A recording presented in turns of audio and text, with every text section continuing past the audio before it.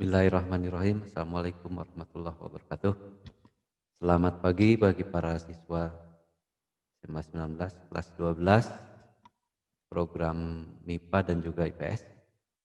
Untuk materi bab 4 silakan lihat di buku panduan di buku paket Kondisi Politik dan Ekonomi Indonesia Masa Orde Baru. Peristilahannya di sini kalau ada Orde Baru berarti ada Orde Lama. Terminologi ini tercipta karena perbedaan rezim yang berkuasa di Indonesia. Jika Orde Lama salah satu cirinya adalah di bawah Presiden Soekarno. Kemudian ketika presiden berganti maka muncul istilah Orde Baru. Sesungguhnya Orde Lama itu muncul ketika Orde Baru ada untuk membedakan bahwa masa Presiden Soekarno itu disebut Orde Lama dan masa Presiden Soeharto disebut Orde Baru. Garis atau peristiwa atau pemisah yang sangat jelas adalah di akhir pemerintahan Presiden Soekarno terjadi sebuah peristiwa besar yang sangat dikenal gerakan 30 September 1965 atau masyarakat lebih G30 SPKI. Peristiwa ini dalam kajian historik merupakan akumulasi dari berbagai hal tuntutan kekecewaan masyarakat dari awal 59 sampai puncaknya tahun 1965. Hingga peristiwa ini terjadi yang puncaknya bergantinya rezim atau pemerintahan di bawah Presiden Soekarno menjadi di bawah Presiden Soeharto. Yang akan dibahas dari sini adalah pasca G30 SPKI itu memunculkan sebuah rezim atau sebuah kelompok pemerintahan baru yang mereka menamakan diri dengan Orde Baru. Sehingga di sini kondisi politik dan ekonomi Indonesia masa Orde Baru menjadi bahasan yang sangat utama. Baik, masa transisi menuju Orde Baru diawali dari setelah peristiwa Gestapo tersebut muncul berbagai aksi tuntutan dari masyarakat yang saat itu lebih dikenal dengan tritura, aksi tritura. Tri itu menunjukkan tiga, kemudian turanya adalah tuntutan rakyat. Aksi tritura atau tri tuntutan rakyat, penyebutan tri dwi itu lazim pada saat itu. Ini diambil dari kalau tidak salah dari bahasa Sanskerta setelah mengalami perubahan. Tidak lagi tiga ditulis dengan angka 3 atau ditulis dengan huruf TIGA tetapi dengan tri, jadi tri tuntutan rakyat. Hal yang dituntut oleh masyarakat pada saat itu yang pertama pembubaran Partai Komunis Indonesia. Partai Komunis Indonesia dituduh dalam tanda petik ya, disinyalir sebagai dalang atau otak dari peristiwa 1965 yang sudah disebutkan di awal. Yang kedua, pembersihan kabinet dari unsur-unsur PKI. Kabinet saat itu adalah kabinet bentukan Presiden Soekarno yang sebagian menterinya berasal dari Partai Komunis Indonesia. Nah, rakyat menuntut agar menteri-menteri dari unsur PKI itu dibersihkan. Yang ketiga, penurunan harga atau perbaikan ekonomi. Sebab pada saat pasca G30 SPKI, harga-harga kebutuhan masyarakat melambung tinggi, tidak terjangkau, tidak terkendali. Tuntutan yang ketiga adalah perbaikan ekonomi. Ini masa transisi menuju Orde Baru. Jadi ada tritura yang pertama, yang kedua lahirnya atau turunnya surat perintah 11 Maret 1966. Surat perintah ini lazim disebut dengan Persemar. Isinya adalah pemberian mandat kepada Letjen Soeharto selaku Panglima Angkatan Darat dan Pangkop Kamtib untuk memulihkan keadaan dan kewibawaan pemerintah. Mandat tersebut diturunkan atau diberikan dari Presiden Soekarno kepada Letjen Soeharto. Mengapa demikian? Karena tuntutan-tuntutan tersebut tidak kunjung dipenuhi oleh Presiden secara langsung, maka beliau menurunkan mandat, mengeluarkan surat kepada Letjen Soeharto yang dianggap mampu untuk memulihkan keadaan dan kewibawaan pemerintah. Tentunya Letjen Soeharto bisa bertindak atas nama Presiden. Nah, ini keistimewaan surat perintah 11 Maret. Letjen Soeharto selaku pengemban Super Semar dapat bertindak atas nama Presiden. Jadi dengan kata lain, seluruh tindakan Letjen Soeharto harus dipertanggungjawabkan oleh Presiden Soekarno.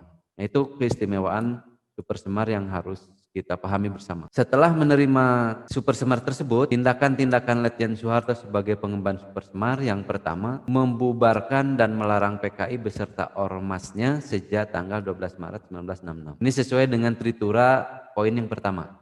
Jadi masyarakat menuntut agar pemerintah membubarkan Partai Komunis Indonesia, dan oleh Letjen Soeharto selaku pengemban Super Semar langsung dilakukan, dan menyatakan PKI sebagai partai terlarang di seluruh wilayah Negara Kesatuan Republik Indonesia. Tidak hanya partai komunisnya saja, tetapi ormasnya. Ormas itu artinya usaha organisasi masyarakat yang mengaku berafiliasi atau bergabung atau mendukung kepada sebuah partai, itu namanya ormas. Kemudian yang kedua, dikeluarkannya keputusan Presiden nomor 5 tanggal 18 Maret 66 tentang penangkapan dan penahanan 15 orang menteri yang diduga terlibat G30S. Nah, di sini kalian bisa perhatikan juga kenapa Letjen Soeharto mengeluarkan Kepres. Nah, ini yang tadi Bapak sampaikan di pengantar, bahwa Letjen Soeharto bertindak atas nama Presiden. Sehingga tindakan yang kedua adalah mengeluarkan keputusan Presiden nomor 5 tentang penangkapan dan penahanan 15 orang menteri yang diduga terlibat G30 SPKI. Nah, ini lagi-lagi menunjukkan keistimewaan Super Semar. Letjen Soeharto dapat menerbitkan Kepres, keputusan Presiden.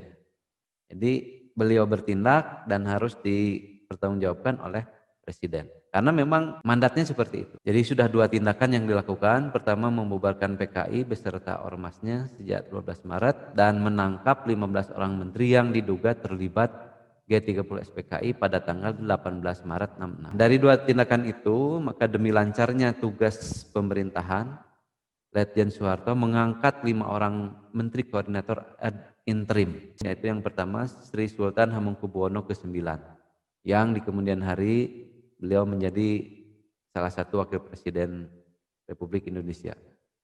Kemudian yang kedua ada Malik, demikian di kemudian hari menjadi Menteri Luar Negeri dan juga pernah menduduki Wakil Presiden. Yang ketiga Ruslan Abdul Ghani. Yang keempat Idham Khalid, ini juga nanti akan atau di kemudian hari menjadi salah satu Ketua MPR. Kemudian Johannes Leimena, seorang diplomat ulung pada zaman. Sekali lagi Letjen Soeharto membentuk presidium kabinet dengan 5 orang menteri koordinator secara ad interim. Sultan Hamengkubuwono IX, Adam Malik, Ruslan Abdul Ghani, Idham Khalid, dan Johannes Leimena. Dampak dari munculnya Super Semar ini adalah terjadinya dualisme kepemimpinan nasional. Bisa diprediksi tadi ketika Letjen Soeharto mengemban Super Semar, beliau bertindak atas nama Presiden, sementara presidennya adalah orang lain, dalam hal SD Soekarno, maka sangat mungkin terjadi tumpang tindih kebijakan. Maka pada masa itu disebut dualisme kepemimpinan nasional. Jadi di sini dikatakan terbitnya Super Semar di satu sisi berhasil membuat stabilitas nasional semakin membaik, di sisi yang lain memunculkan dualisme kepemimpinan. Soekarno sebagai pemimpin kabinet, sedangkan Soeharto pelaksana kabinet. Pelaksana kabinet melakukan tindakan-tindakan dipertanggungjawabkan oleh pemimpin kabinet, yaitu Soekarno. Kondisi demikian mengarah pada krisis kepemimpinan nasional, pergantian kepemimpinan nasional. Pada tanggal 22 Maret 1967, Presiden Soekarno membacakan pengumuman resmi pengunduran dirinya.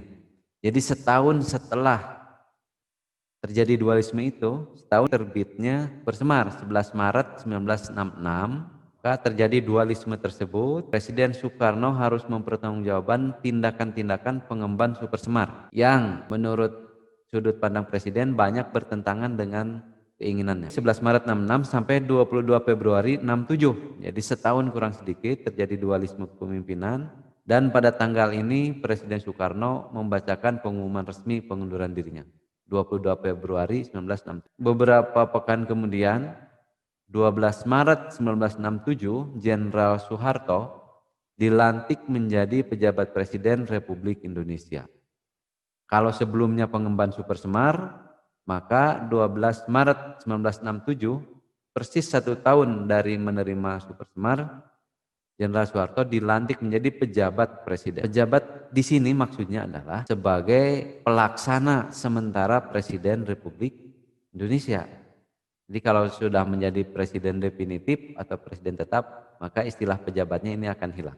Dan 1 tahun kemudian, selama ini ditunjuk sebagai pejabat, maka 27 Maret 1968 Soeharto dilantik menjadi Presiden Republik Indonesia. Itulah kronologis pergantian kepemimpinan nasional dari sejak terbitnya Super Semar sampai ditetapkannya Soeharto sebagai Presiden Republik Indonesia itu terjadi selama 2 tahun.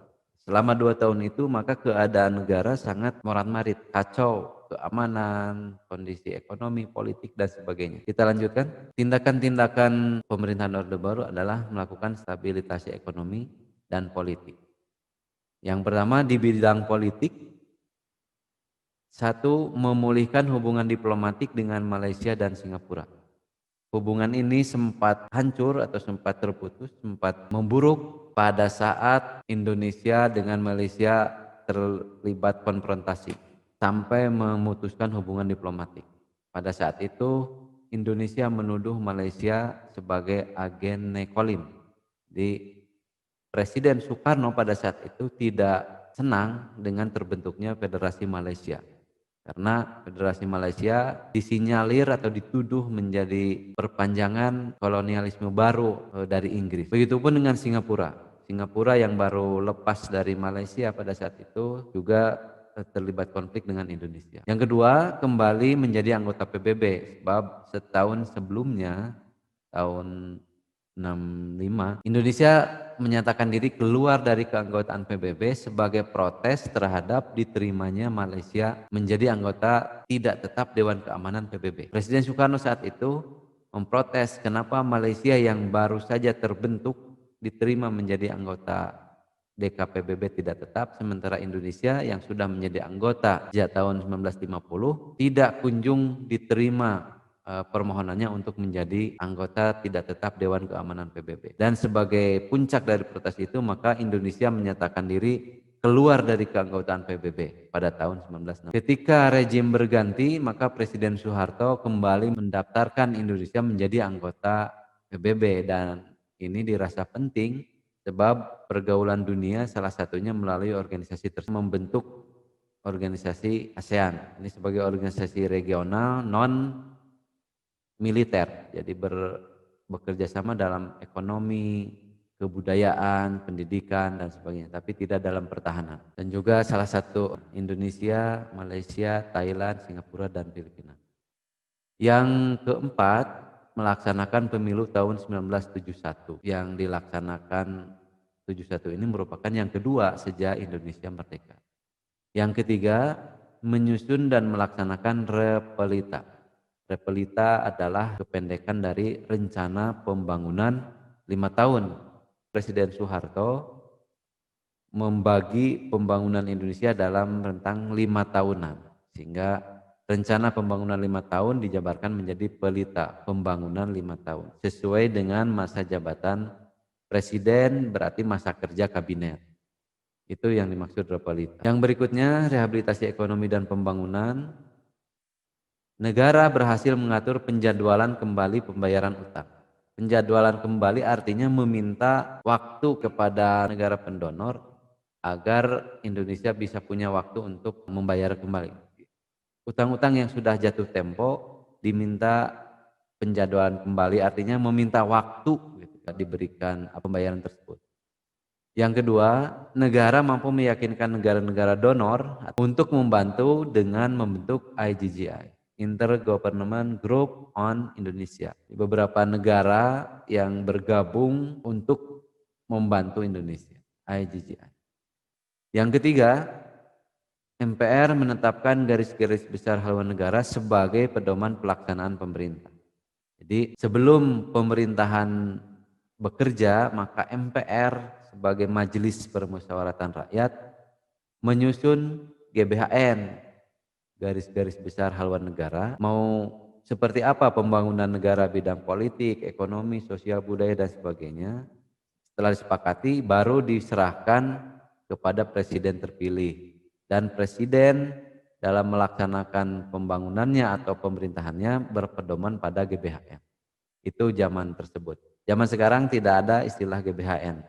Jadi zaman sekarang sebagai perbandingan, pemerintah bekerja sesuai dengan programnya atau visi misi mereka yang biasanya disampaikan pada saat kampanye. Jadi sekali lagi, rehabilitasi ekonomi dan pembangunan, satu, negara berhasil mengatur penjadwalan kembali pembayaran utang, kemudian negara mampu meyakinkan negara-negara lain untuk membantu Indonesia dan membentuk IGGI, kemudian yang ketiga, MPR menetapkan garis-garis besar haluan negara sebagai pedoman pelaksanaan pemerintah. Kita lanjut, yang berikutnya terjadi pada masa pemerintahan Orde Baru, yaitu sebuah wilayah yang sebelumnya jadi koloni Portugis berintegrasi dengan Indonesia. Yang dimaksud adalah Timor Timur. Secara geografis, Timor Timur ini berada di wilayah Pulau Timor bagian timur, sementara Timor Baratnya masuk wilayah Nusa Tenggara Timur. Jadi ada sebuah pulau di selatan Maluku, Pulau Timor. Bagian barat itu namanya adalah Nusa Tenggara Timur. Timor Barat itu masuk ke provinsi Nusa Tenggara Timur. Sedangkan Pulau Timor bagian timur secara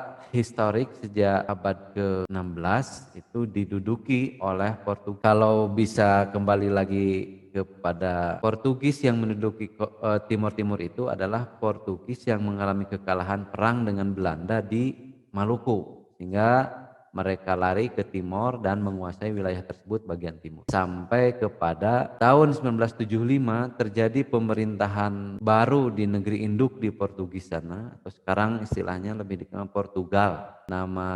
Terjadilah perubahan pemerintahan di negeri induk, pemerintahan baru di bawah pimpinan Jenderal Antonio de Spinola memberikan kebebasan kepada masyarakat Timor Timur untuk menentukan nasibnya, sehingga di Timor muncul 3 parpol besar dan 2 partai kecil. Ketiga parpol yang besar tersebut, parpol besar maksudnya adalah partai yang berpengaruh. Yang pertama, Unio Democratica Timorense atau UDT. Platformnya atau tujuannya ingin merdeka secara bertahap. Sebelum merdeka penuh, maka mereka ingin Timor itu berada di bawah Portugis secara bertahap. Setelah sekian tahun, setelah siap, maka merdeka penuh. Yang kedua ada Frente Revolucionaria de Timor-Leste Independente atau Pretilin. Tujuannya adalah langsung ingin merdeka. Jadi ingin merdeka penuh. Bisa disimpulkan kronologi sampai Timor Timur bergabung dengan Indonesia seperti ini. 30 November 1975 terjadi proklamasi Balibo yang menyatakan Timor Timur berintegrasi dengan Republik Indonesia di sebuah tempat namanya Bali yang tentunya didukung oleh 3 partai tadi dan masyarakatnya, integrasi tim-tim ke dalam Indonesia. MPR mengeluarkan TAP MPR nomor 4 tahun 76, TAP MPR nomor 4 tahun 1976. Tidak sampai 1 tahun karena ini akhir tahun 75, awal 76 MPR mengeluarkan TAP MPR nomor 4 tahun 6 tentang pengesahan integrasi Timur Timur. Dengan demikian Timor Timur resmi menjadi bagian wilayah Indonesia. Nah, sedangkan 2 kelompok yang berbeda tujuan tadi, mereka menyatakan perang terhadap pemerintah Indonesia. Yaitu yang pertama adalah UDT, kemudian yang kedua Pretilin. Yang paling keras penentangnya adalah Pretilin. Sehingga mereka masuk ke hutan-hutan dan menjadi separatis. Jadi pemerintah Indonesia menuduhnya sebagai separatis atau pengganggu keamanan. Sejak tahun 76 Indonesia terdiri dari 27 provinsi dan provinsi yang ke-27 adalah Timor Timur yang proses penggabungannya seperti ini. Mereka secara historis berbeda dengan wilayah Indonesia yang lain, tetapi secara kultur ada beberapa kesamaan karena secara historis mereka di bawah kekuasaan Portugis hampir 400 tahun. Sementara secara kultur, secara budaya mereka ada beberapa kesamaan pasti dengan beberapa wilayah di Indonesia. Demikian untuk materi bab 4 secara garis besar, dan berikutnya silahkan jika ada hal yang akan ditanyakan bisa disampaikan seperti biasa. Masih ada waktu sekitar 11 menit, bisa disampaikan pertanyaannya. Sudah ada dari yang Melisa. Kenapa negara-negara yang memberi bantuan kepada negara Indonesia tadi dinamakan negara donor? Baik, untuk Melisa dan yang lain silakan bisa sambil menyampaikan, mungkin 2-3 pertanyaan lagi bisa. Negara-negara tersebut, istilah negara donor itu merujuk pada ya pemberi donor dalam medis ya, dalam kesehatan. Ini pun diibaratkan negara Indonesia itu sedang sakit sehingga mereka menyuntikkan bantuan dalam menyuntikkan bantuan seperti halnya seseorang yang sakit dan memerlukan bantuan transfusi darah, maka pendonor atau pemberi darah itu disebut donor. Itu peristilahan yang dipakai disebut negara donor atau pemberi donasi gitu kan, pemberi bantuan. Terima kasih Melis. Proses integrasi Timur Timur kepada wilayah Indonesia yang pada perkembangannya nanti tahun 1999 wilayah ini berpisah dan secara resmi 2002 menjadi negara Timor Leste, negara penuh. Walaupun kabar-kabar terakhir mereka mengalami berbagai kesulitan, tetapi itulah risiko sebagai sebuah negara. Baik para siswa dari kelas 12 IPA 1 sampai 8 dan 12 IPS 1 sampai IPS 4. Pembahasan materi hari ini dicukupkan sekian. Terima kasih atas perhatiannya, dan jika ada hal-hal yang di kemudian ternyata akan ditanyakan, silakan di dalam grup kelas masing-masing. Boleh disampaikan pertanyaannya dan paling lambat dibahas atau diberikan tanggapan pada saat jadwal konsultasi minggu depan. Demikian, terima kasih atas perhatiannya. Mohon maaf hal-hal yang kurang berkenan, kekeliruannya. Dan pesannya selain yang tadi juga selalu jaga diri, jaga kesehatan agar kita bisa berperan dalam memutus rantai penyebaran COVID-19. Demikian, terima kasih. Wassalamualaikum warahmatullahi wabarakatuh.